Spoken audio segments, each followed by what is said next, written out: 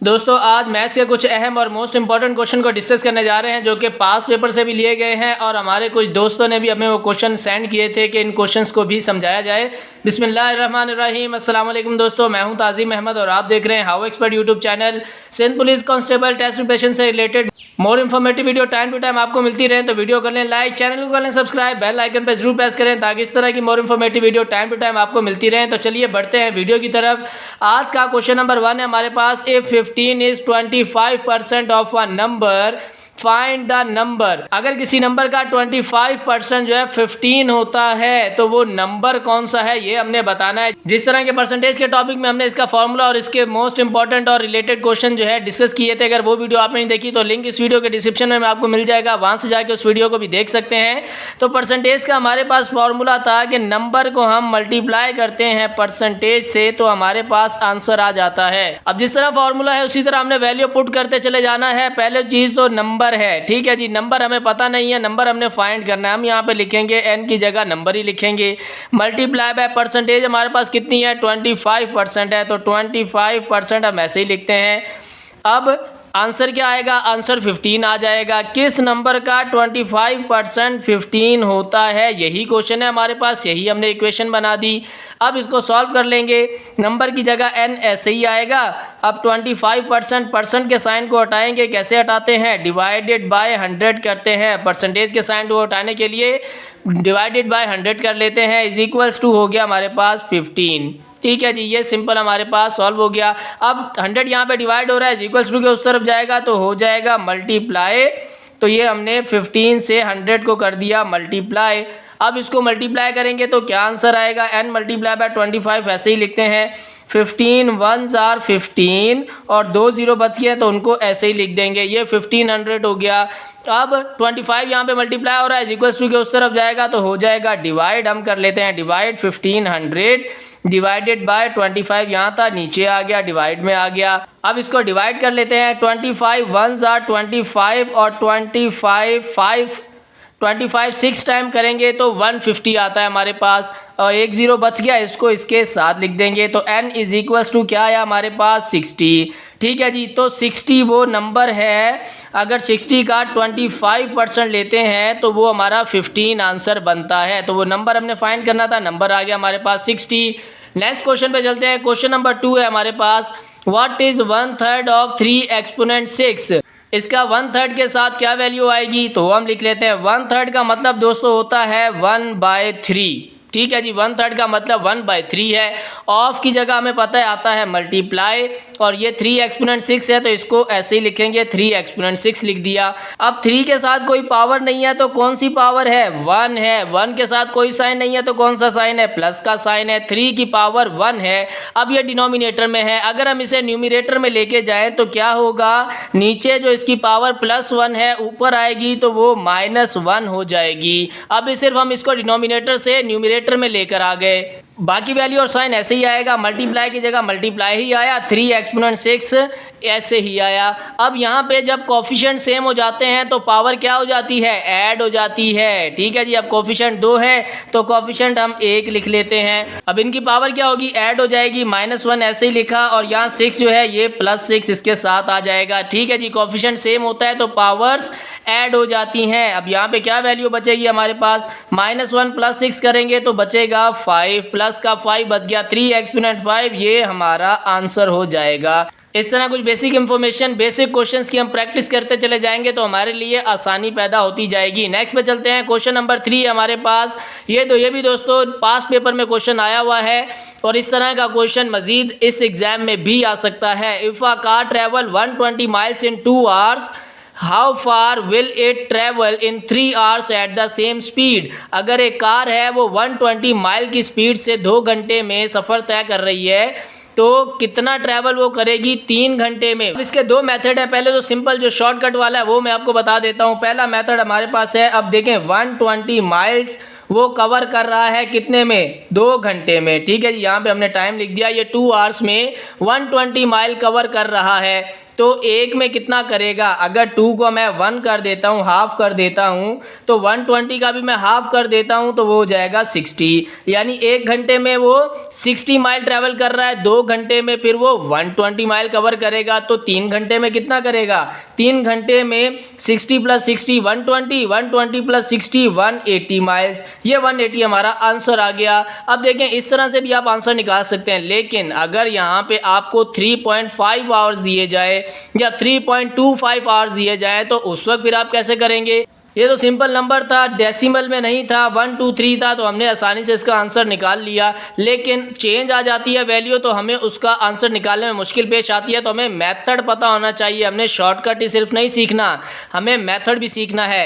अब if a car travel 120 miles in 2 hour, हम यहाँ पे लिखते हैं रेशो की फॉर्म में, 120 माइल उसने कवर किया कितने में, 2 घंटे में। ठीक है जी, अब पहले हमने लिखा माइल, उसके बाद हमने लिखा आवर्स, टाइम लिखा हमने। अब नेक्स्ट कह रहा है how far will it travel, वो कितना ट्रैवल करेगा। पहले ट्रैवल था तो यहाँ पे भी क्या आएगा, पहले ट्रैवल आएगा। अब ट्रैवल हमने मालूम करना है तो क्या लिखेंगे, एक्स लिख लेते हैं उसकी जगह पे।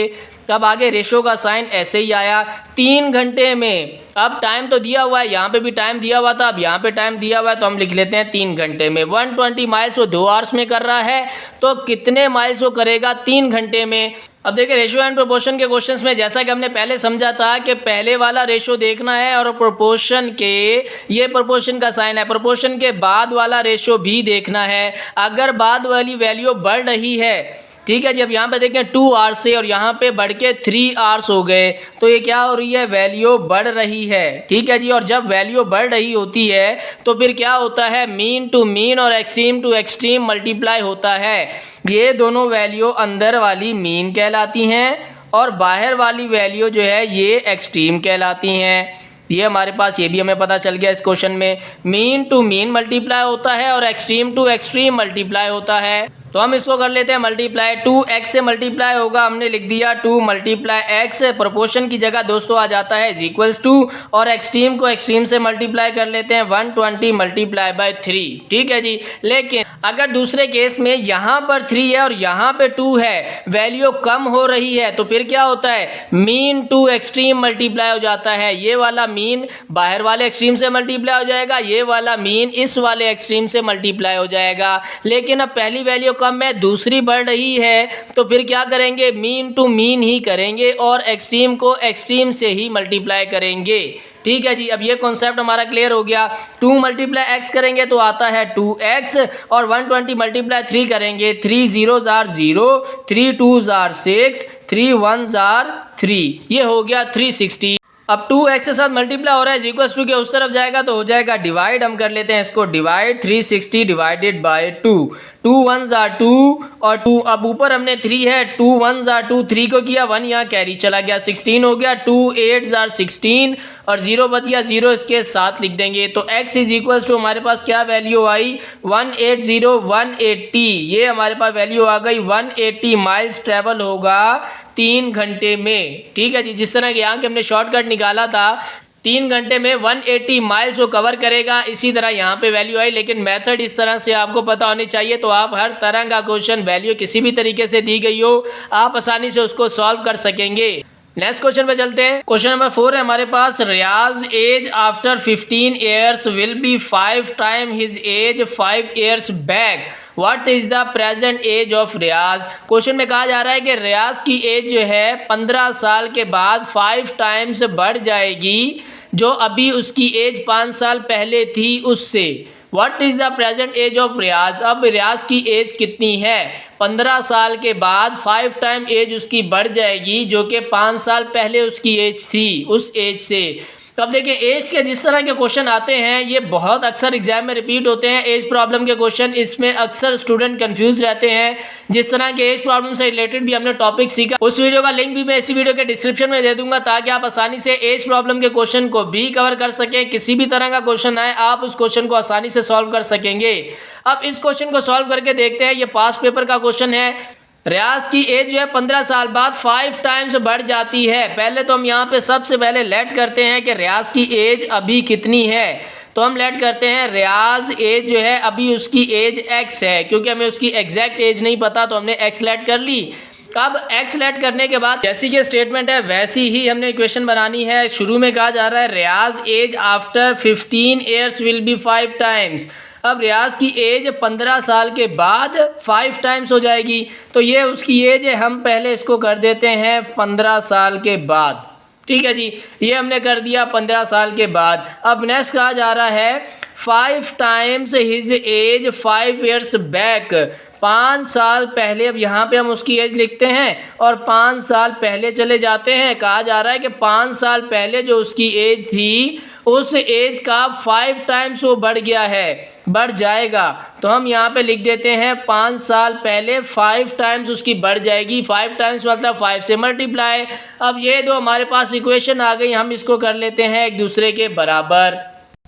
अब ये हमारे पास इक्वेशन आ गई, इसको कर लेते हैं सिंप्लीफाई। x + 15 = 5 को इसके साथ मल्टीप्लाई करेंगे 5x हो जाएगा, -5 5 हो गया 25। यही दोस्तों इक्वेशन बनाना ही हमने सीखनी होती है वर्ड्स प्रॉब्लम के क्वेश्चन में। जब इक्वेशन बन गई तो सिंप्लीफाई करना तो बहुत ही आसान होता है। अब हमने x फाइंड करना है तो x वाली वैल्यू को एक तरफ कर लेते हैं। अब यहाँ पे है 5x, अब यहाँ पे x प्लस हो रहा है इक्वल्स टू के इस तरफ आएगा तो माइनस हो जाएगा 5x - x। यहाँ पे क्या बचा था 15 और यहाँ पे -25 माइनस हो रहा था इक्वल्स टू के इस तरफ आएगा तो प्लस का 25 हो जाएगा। 15 + 25 हो जाएगा 40 इक्वल्स टू 5x - x करेंगे तो हो जाएगा 4x। अब 4x के साथ मल्टीप्लाई हो रहा है इक्वल्स टू के इस तरफ आएगा तो हो जाएगा divide. 4 1s are 4, 4 1s are 4 और 0। x = आई हमारे पास वैल्यू 10। रियाज की एज जो अभी है वो 10 ईयर्स है, जैसा कि हमने रियाज की एज को लेट किया था। क्वेश्चन में भी यही पूछा गया था प्रेजेंट एज ऑफ रियाज। तो रियाज की प्रेजेंट एज x थी, x इससे बराबर है 10 के, तो ये 10 ईयर्स जो है ये रियाज की एज का आंसर हो जाएगा।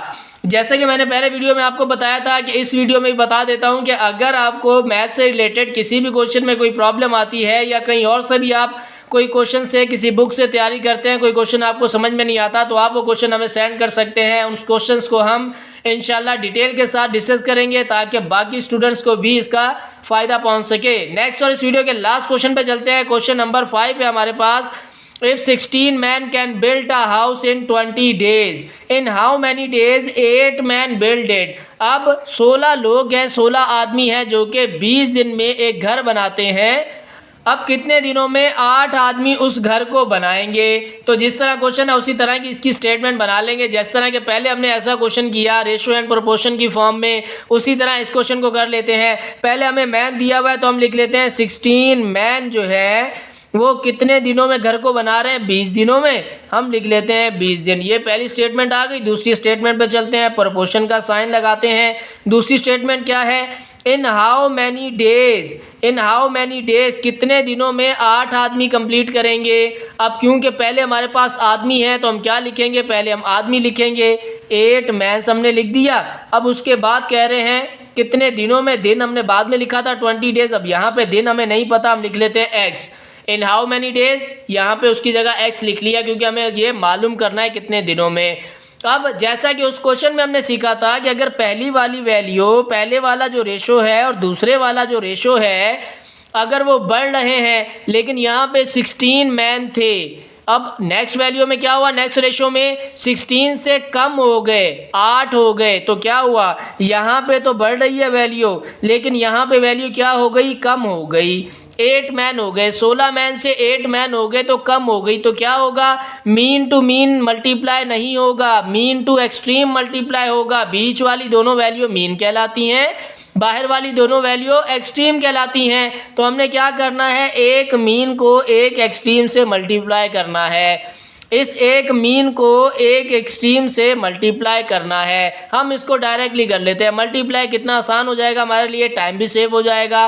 8 को x के साथ मल्टीप्लाई करेंगे, 8 × x, प्रोपोर्शन की जगह साइन आएगा =, और इसको मल्टीप्लाई कर देंगे 16 × 20। ये हमारे पास वैल्यू आ गई। 8 को x के साथ मल्टीप्लाई किया, ये हो गया 8x। अब 16 को 20 के साथ मल्टीप्लाई कर लेते हैं, 20 × 16, 6 0s are 0, 6 0s are 0, 6 2s are हो गया 12। दोस्तों यहाँ पे 12 आएगा, सॉरी ये आ गया 12 और यहाँ पे 1 0 जार 0 1 2 जार 2। अब यहाँ पे क्या वैल्यू है 0 2 1 + 2 हो गया हमारे पास 3 3 20। अब यहाँ पे वैल्यू आ गई 320। अब 8 x के साथ मल्टीप्लाई हो रहा है इक्वल्स टू के उस तरफ जाएगा तो ये 320 से हो जाएगा डिवाइड। ये हमने कर दिया डिवाइड। 8 1 जार 8 8 4 जार 32 और 0 बच गया, 0 इसके साथ आ गया। x = 40। अब कितने दिनों में बना रहे हैं 8 आदमी 40 डेज में बनाएंगे इसको। जिस तरह के पहले मैंने बताया कि हम इसको भी शॉर्ट मेथड के साथ सॉल्व कर सकते हैं, लेकिन हमने कॉन्सेप्ट सीखना है, क्वेश्चन किसी भी तरीके से एग्जाम में आ सकता है, इसलिए अब इसको अगर शॉर्ट मेथड से करना है तो वो भी हम कर सकते हैं। अब यहाँ पे 16 मैन है, कितने दिनों में काम कंप्लीट कर रहे हैं 20 दिनों में, तो ये आ गया 20 दिन। अब यहाँ पे क्या होगा 16 मैन को हमने अगर हाफ कर दिया 8 लोग आ गए, लोग कम हो गए लेकिन काम बड़ा है। 16 मैन मिलके 20 दिन में कर रहे थे, तो जब लोग कम हो गए तो दिन क्या होंगे ज़्यादा लगेंगे। अगर 16 का यहाँ पे हाफ हुआ है तो 20 का यहाँ पे डबल हो जाएगा 40 डेज। तो ये हमारा 40 डेज ऐसे भी आंसर निकल सकता है शॉर्ट टर्म में। एग्जाम में अगर आपको इस तरह का क्वेश्चन दिया जाता है जो कि आप समझते हैं कि ये आसानी से शॉर्ट ट्रिक से मैं सॉल्व कर सकता हूं, तो आप उसको शॉर्ट ट्रिक से ही सॉल्व करें ताकि आपका टाइम सेव हो सके। लेकिन अगर वैल्यूज इस तरह की दी जाती हैं कि आपको समझ में ना आए, अगर यहाँ पे 15 मैन है और यहाँ पे 18 डेज है, तो उसको आप कंपैरिजन नहीं कर पाएंगे। तो उसके लिए आप मेथड को जो है ज़रूर सीखें और उस मेथड को वहाँ पे अप्लाई करें ताकि आपको टाइम सेव हो सके, आप वहाँ पे परेशान ना हो। इसी के साथ दोस्तों आप हमारे व्हाट्सएप ग्रुप को भी ज्वाइन कर सकते हैं ताकि किसी भी क्वेश्चन से रिलेटेड कोई क्यूरी हो तो आप हमें वो बता सकें हमें। ये थी आज की वीडियो। उम्मीद करते हैं आज की वीडियो आपके लिए इन्फॉर्मेटिव रही होगी। वीडियो से आपने कुछ सीखा हो तो वीडियो कर लें लाइक, चैनल पे नए हैं तो चैनल को कर लें सब्सक्राइब, बेल आइकन पे जरूर प्रेस करें ताकि इस तरह की more informative video time to time आपको मिलती रहे और हमारी मुलाकात जल्द होती रहे।